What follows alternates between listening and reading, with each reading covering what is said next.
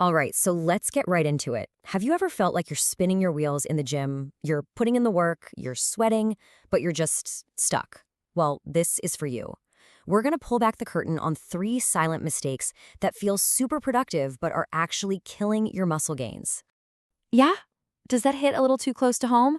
Look, that frustration you're feeling, it's not about having bad genetics, I promise you. It's all about a few small, sneaky habits. You're doing the really hard part, breaking down the muscle in the gym, but then you're unknowingly tripping yourself up during the repair and growth process. And that's what we're calling silent demolition. See, this isn't about you not being intense enough or not training hard enough.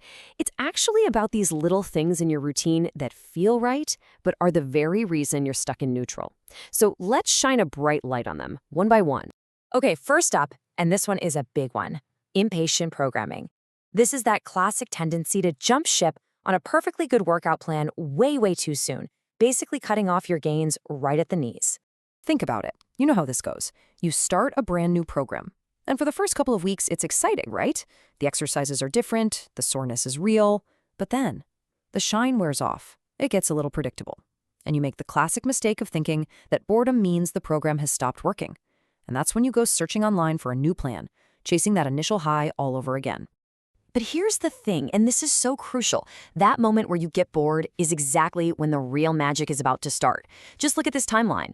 The first 2, maybe 3 weeks of any program, that's mostly just your nervous system getting better at the movements. It's neurological. The actual muscle growth, the compounding gains where you get bigger and stronger, that doesn't really kick into high gear until weeks 4, 5, and 6. But that's precisely when most of us get impatient and hit the reset button, starting that whole curve right back at 0.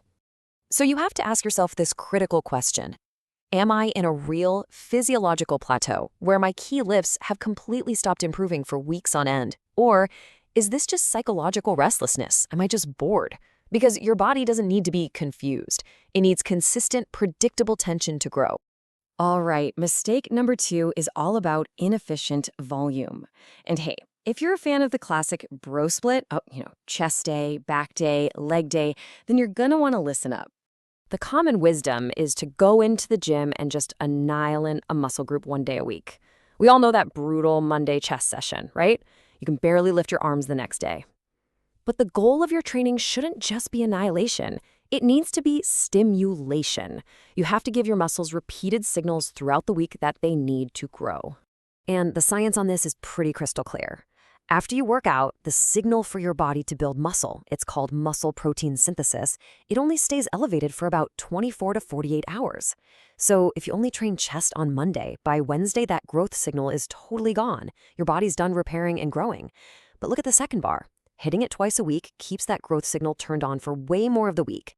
And that's the whole point right there. That 4 or 5 day gap you have between hitting the same muscle, that's where your potential for growth is literally just leaking away. You're starving the muscle of the very signal it needs to get bigger and stronger.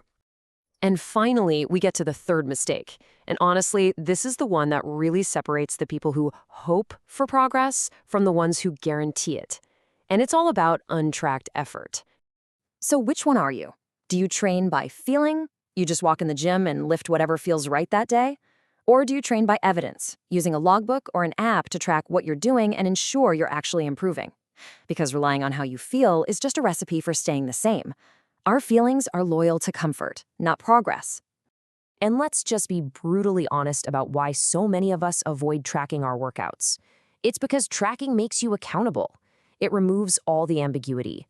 When it's written down in black and white, you can't just tell yourself you're getting stronger. You have to actually prove it to yourself. Without a logbook, it is so incredibly easy to lift the exact same weight for the exact same reps week after week. And you know what? It still feels hard, so it feels like you're making progress. But it's not progress. It's just maintenance. Real growth requires progressive overload, a measurable, undeniable increase in what you're asking your body to do over time. Okay, so now that we've diagnosed the problems, here is the really good news. You don't fix this stuff with more aggression or more intensity. You don't have to just train harder. You fix it by reorganizing the structure of what you're doing. The first move isn't to escalate, it's to recalibrate.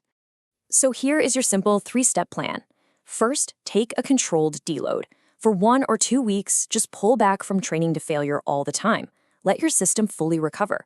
Second, fix your training frequency. Get in there and stimulate every major muscle group at least twice a week. And third, lock in your nutrition.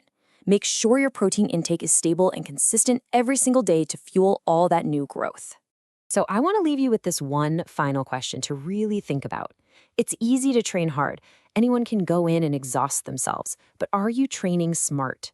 By avoiding these 3 silent mistakes, you can finally stop sabotaging your own efforts and start seeing the progress that you've absolutely earned.